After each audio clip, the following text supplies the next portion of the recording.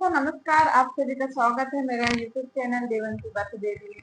आज मैं आप लोगों के लिए बहुत ही शानदार टिप्स लेके आई हूँ जिसको आप अप्लाई करेंगे आपके नॉर्मल डिलीवरी होने की काफी संभावना है, क्योंकि बहुत सारे प्रेग्नेंट बहन जिसकी 8 मंथ कंप्लीट होने के बाद 9 मंथ सभी लोग इंतजार करते हैं कि हमारी डिलीवरी कब होगी, कैसे होगी, नॉर्मल होगी, सिजेरियन से होगी। सब लोग चाहते हैं कि हमारे नॉर्मल डिलीवरी हो, आसान हो, बेहतरीन हो। आपकी नॉर्मल डिलीवरी को आसान बनाने के लिए, बेहतरीन बनाने के लिए आप लोगों के लिए मैं एक टिप्स लेके आई हूँ। चलिए जानते हैं वो कौन कौन सी टिप्स है जिसे जानकर, सुनकर, अप्लाई कर कर आप लोगों की नॉर्मल डिलीवरी को मैं आसान बनाती हूँ। तो चलिए जानते हैं वो कौन सा टिप्स है। ठीक है, सुनने के लिए रेडी हो? बिल्कुल रेडी है। ठीक है, स्टार्ट करती हूँ। जैसे ही आपका 8 मंथ कंप्लीट हो जाता है, 9 मंथ स्टार्ट हो जाती है, तो आप लोग रेगुलर एक्सरसाइज करना। रेगुलर एक्सरसाइज में जैसे आपको पेल्विक एक्सरसाइज करना। पेल्विक एक्सरसाइज कम से कम आपको 50 बार करना है। अब 50 बार करेंगे, कैसे करेंगे? नहीं हो पाता है, चलिए मैं बताती हूँ कैसे करना है। स्टार्टिंग में आपको 5 बार करना है, फिर 10 बार करना है, फिर 20 बार करना है, फिर 25 बार करना है, फिर 30 बार करना है, 40 बार करना है, फिर 50 बार करना है। देखो कितना आसान हो गया। आप करते रहेंगे तो ये टिप्स आसान होगा। इसके बाद आप लोगों को वॉकिंग करना है। खाना खाने के बाद सुबह शाम आपको टहलना है। कम से कम आपको आधा से 1 घंटा तक टहलना है।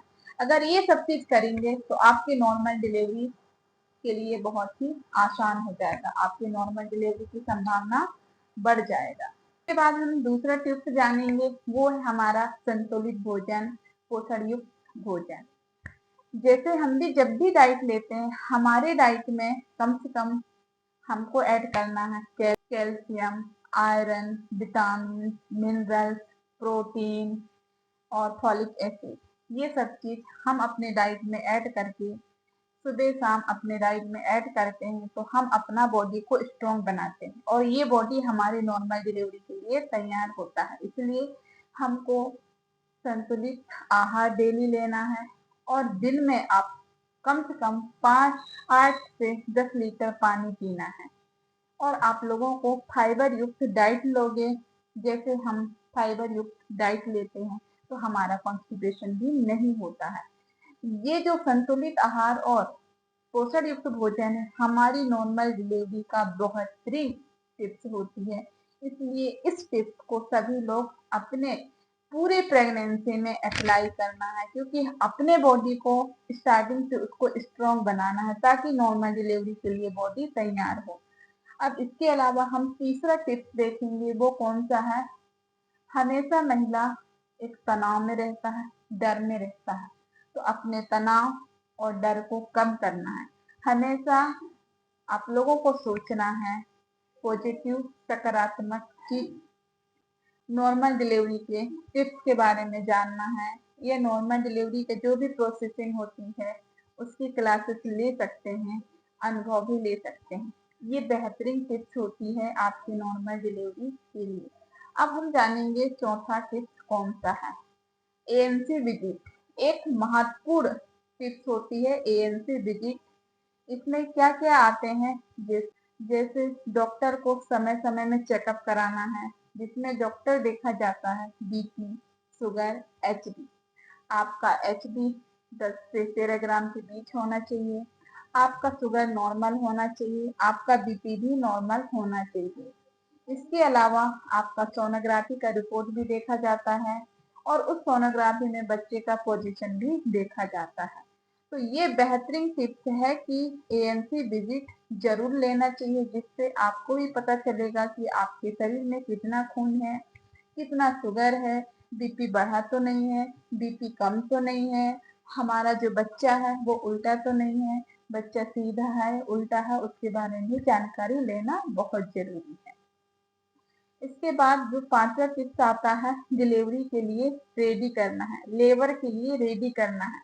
जैसे 36 वीक के बाद आप लोगों को डेली रेगुलर एक्सरसाइज करना है और आप लोगों को हल्का गर्म पानी से नहाना है और जो बॉडी मसाज होता है उस बॉडी मसाज से क्या होता है, उस बॉडी मसाज को सहने की क्षमता भी रखना है और एक डिलीवरी बैग भी तैयार करके रख लेना है, क्योंकि नॉर्मल डिलीवरी में एक डिलीवरी बैग भी बहुत जरूरी रहता है, क्योंकि हम उसको पहले से रेडी करके रखते हैं। अगर हमारा अचानक से दर्द होता है तो उसको उठा के तुरंत हॉस्पिटल जा सकते हैं।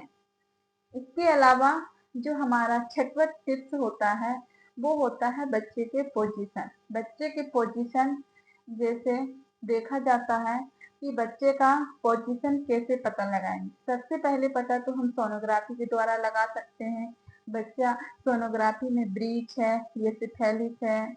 उसके बाद हम एब्डोमेन जांच करके पता लगाते हैं बच्चा सिफेलिस है कि ब्रीच है। ये चीज भी होना बहुत जरूरी है।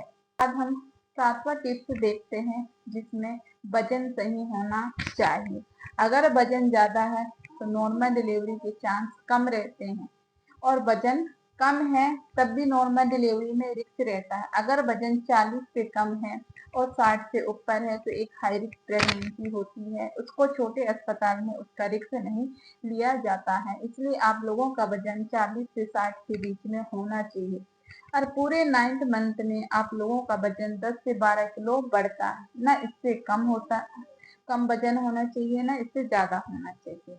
इसके बाद जो 8वां टिप्स होता है, आपको अननेसेसरी दवाइयां नहीं लेना चाहिए। जैसे बहुत सारे महिलाओं को पेट दर्द होता है, वोमिटिंग होता है, हेडेक होता है, थोड़ा बहुत होता है, उसको आप आराम करते हैं तो ये दर्द ठीक हो जाता है।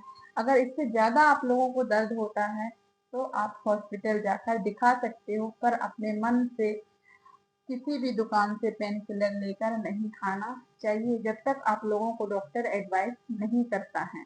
आप लोगों की नॉर्मल डिलीवरी के लिए जो टिप्स मैंने बताई हैं वो तो सबसे असरदार टिप्स है। आपका भोजन सही होना चाहिए जिसमें संतुलित आहार और पोषण युक्त है। उसके बाद आपका रेगुलर एक्सरसाइज होना चाहिए, है ना। ये बहुत आसान और अच्छा टिप्स होता है जिससे आपकी नॉर्मल डिलीवरी होने की काफी चांस या काफी संभावना रहता है।